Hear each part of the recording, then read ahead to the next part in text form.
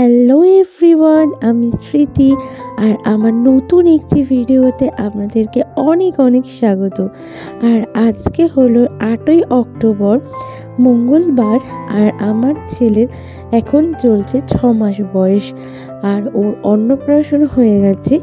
আর ওর আজকে হলো মামা ভাতে। আর ওর জন্যই আমরা সকাল সকাল বেরিয়ে পড়েছি। মানে সকাল সকাল বলতে সকাল 10টা থেকে 10:30 বাজে। আর এখন আমরা বেরিয়ে পড়েছি আমার বাড়ির উদ্দেশ্যে, মানে বাপের বাড়ির উদ্দেশ্যে।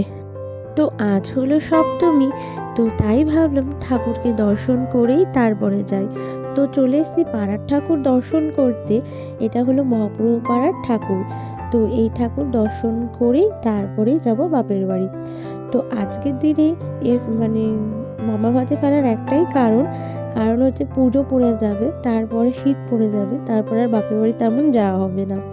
তাই আজকের দিনটাকেই চয়েস করা হয়েছে।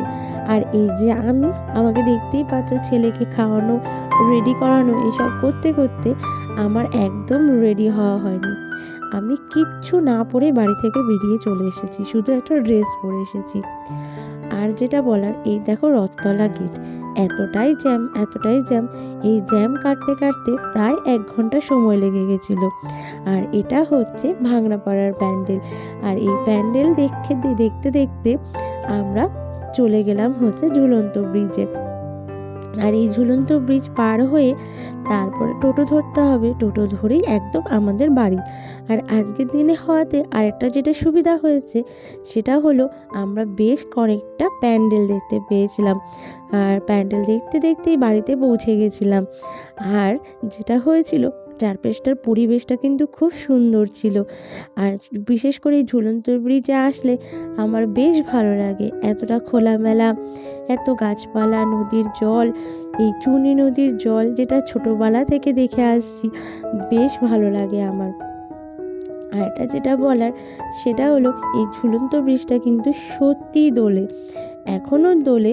মানে যেতে গেলে মনে হচ্ছে যে আমরা দোল খাচ্ছি, এরকম ব্যাপার। আর তারপর টোটোতে উঠে পড়লাম। টোটোতে উঠতে কয়েকটা প্যান্ডেল দেখতে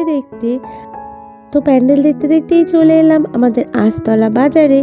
আর আস্তলা বাজারে এসেই বাঁ হাতের গলি দিয়ে ঢুকে শিবারতির সামনেই হচ্ছে আমাদের বাড়ি। আর একটা যেটা হয়েছে, বেশ প্যান্ডেল দেখতে দেখতে কিন্তু সময়ও কেটে গেছে, মনে হচ্ছিল না যে আমরা কোথাও যাচ্ছি। কখন যে কোথা দিয়ে সময় কেটে গেল বোঝাই যায়নি। আর দেখো আমার ছেলেকে বাবার কোলে কিন্তু বেশ দিব্যি আছে। আর একটা যেটা, বাবাও লাল পড়েছে, ছেলেও লাল, পুরো একদম গায়ের সাথে যেন মিশে গেছে ছেলে আর বাবা। আর এই যে গলির মধ্যে ঢুকে গেছে আমাদের। আর এরপরেই আমরা চলে আসবো আমাদের বাড়ির সামনে। আর আমাদের বাড়ির সামনে এই যে ড্রেন হচ্ছে, এখন ড্রেনে কাজ চলছে, এর জন্য রাস্তা খুঁড়ে মাটি এতটাই তুলেছে যে রাস্তা একদম সরু হয়ে গেছে। আর ছেলেকে দেখতেই পাচ্ছ, বেশ মজা নিচ্ছে, ওর বেশ ভালোই লাগছে এরকম ভাবে ঘুরতে।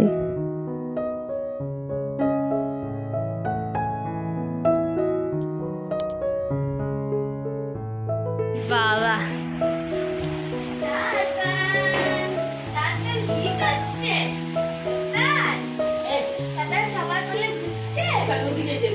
আলো না,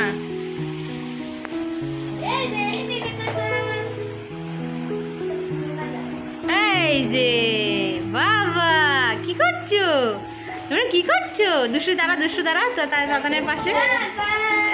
এইয়া এইয়া এইয়া এইয়া এইয়া এইয়া এইয়া এইয়া এইয়া এইয়া। ও মা, দুষ্টু কি করছো? হ্যাঁ তাতানের কি করছো? দুষ্টু দিদি করলে উঠেছো? তো ভাই কাঁদছে বলে ভাইকে নিয়ে দুষ্টু দৌড়ে চলে এলো আমাদের একদম বাড়ির শেষ প্রান্তে। মানে এরপর থেকেই শুরু হয়ে যাচ্ছে আম বাগান।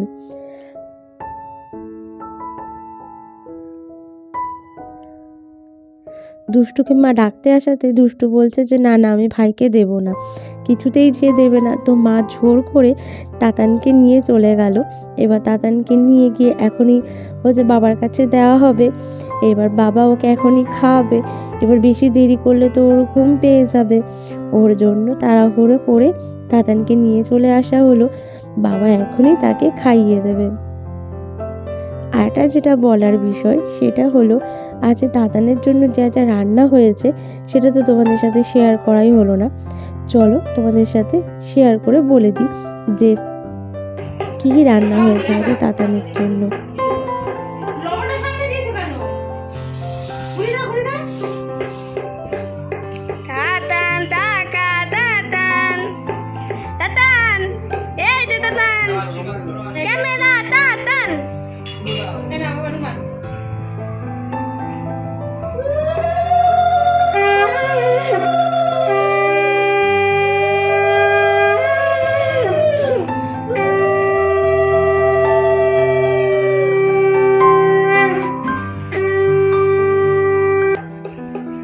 আবার জ্বালিয়ে দিল নাকি? এটা নিভে যাবে তো।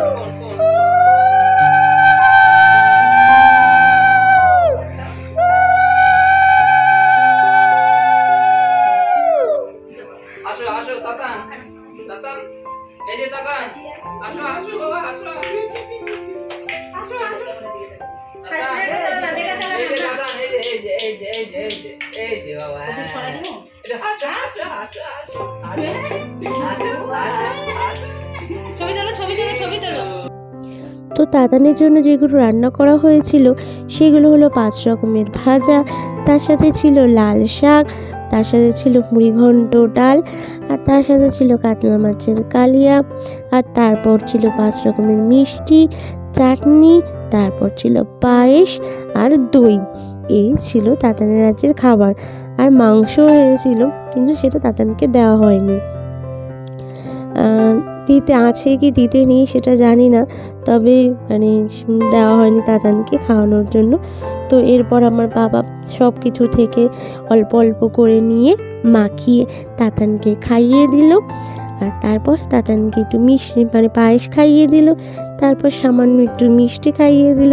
তো এইভাবে তার দাদু তাতানকে আজ কিন্তু বেশ আনন্দ সহকারে খাইয়ে দিল। আর তাতানও সেই ব্যাপারটাকে বেশ ভালো এনজয় করলো।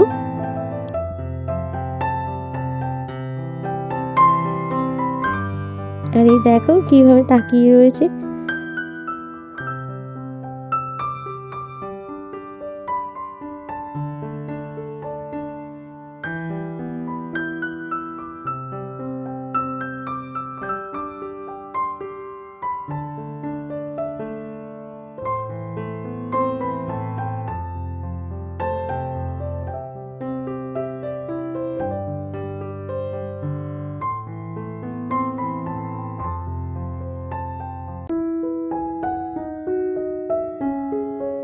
তুমি জানি বা এখন তাই খাবে, একটা মুচিয়ে দাও।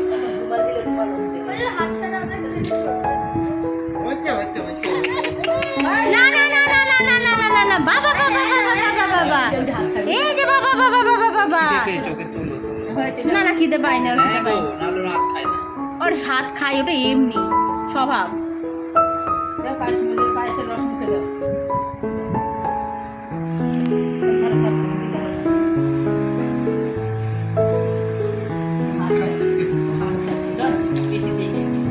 হ্যাঁ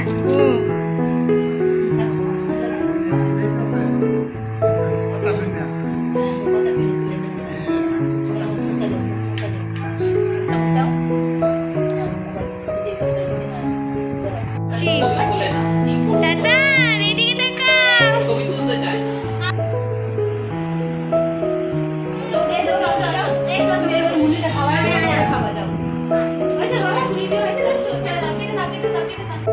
তো তাতানের যে খাবারটা সেটা তাতানের দিদি মানে দুষ্টু খেয়ে নিচ্ছে। তো আমাদের মধ্যে এটা আছে যে মানে যে মামা ভাতে যে খাবারটা হয় সেটা দিদি বা দাদা কেউ থাকলে সেই খাবারটা খেয়ে নিতে পারে। নষ্ট করা বা ফেলা, জলে ফেলা এরকম কিছুই হয় না, সেটা কেউ না কেউ খেয়ে নিতে পারে।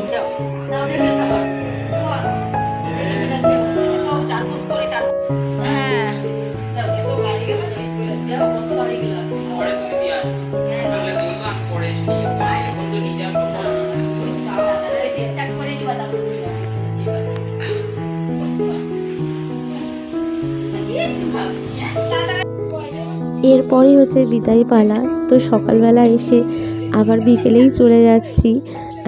তার কারণ আছে, সেটা হলো এখানে এসে আমার তেমন একটা থাকা হয় না, কারণ আমাদের একটা কুকুর আছে, তো স্প্যানিয়েল আছে। এবার ও থাকাতে কি হয়, ঘরে প্রচুর লোম থাকে, আর বাচ্চা থাকা সেখানে একদমই কষ্টদায়ক। বাচ্চা থাকলে কি বাচ্চার খাবার টাবারে লোম আসতে পারে, হাতে লোম চলে আসতে পারে। এবার হাতে লোম আসলে কী হবে, ওই হাতটা ও মুখে দেবে। ওই জন্যই আমার বিশেষ করে বাপের বাড়িতে আসা হয় না স্প্যানিয়ালটার জন্য। আর সে একটা অবলা প্রাণী, সে এতদিন ধরে এখানে রয়েছে, আর ওর সাথেও তো অন্যায় করা যায় না যে ওকে কোথাও রেখে চলে আসবে, সেটা করলেও খুব কান্নাকাটি করে। তাই বলে আমার বাপের বাড়িতে তেমন একটা থাকা হয় না। তো এরপর দেখো চলে এলাম টোটো করে। আর আসার পথে যেহেতু বিকেল রাস্তার লাইটিংগুলো সব জ্বলে উঠেছে, আর রাস্তাকে কিন্তু বেশ সুন্দর লাগছে দেখতে। আর সত্যি কথা বলতে তাতানো এই ব্যাপারগুলো বেশ এনজয় করছিল। ও তাকিয়ে চারপাশটা দেখছিল, ওরও খুব ভালো লাগছিল। আর ও দেখছিল আর এদিকে দিয়ে হাত খাচ্ছিল। ওর যেটা এখন স্বভাব, প্রচুর হাত খাওয়া স্বভাব হয়েছে, আর যা পায় সবই মুখে দেয়।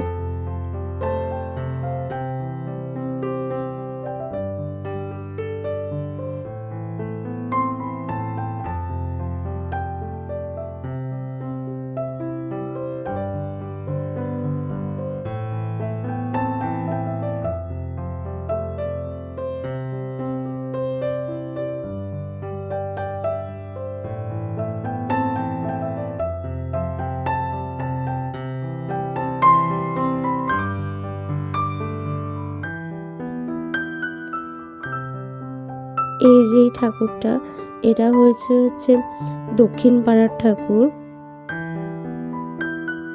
ঠাকুরও বলবো না, সরি, প্যান্ডেল। তো আমরা ঠাকুর দেখতে কোনোটারই পারিনি, টোটো থেকে প্যান্ডেল যা দেখা গেছে সেইটাই।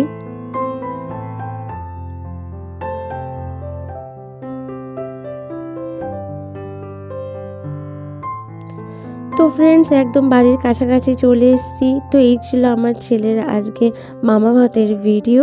যদি ভালো লেগে থাকে অবশ্যই লাইক করো। দেখা হচ্ছে নেক্সট ভিডিওতে, ততক্ষণের জন্য তোমরা ভালো থেকো, সুস্থ থেকো।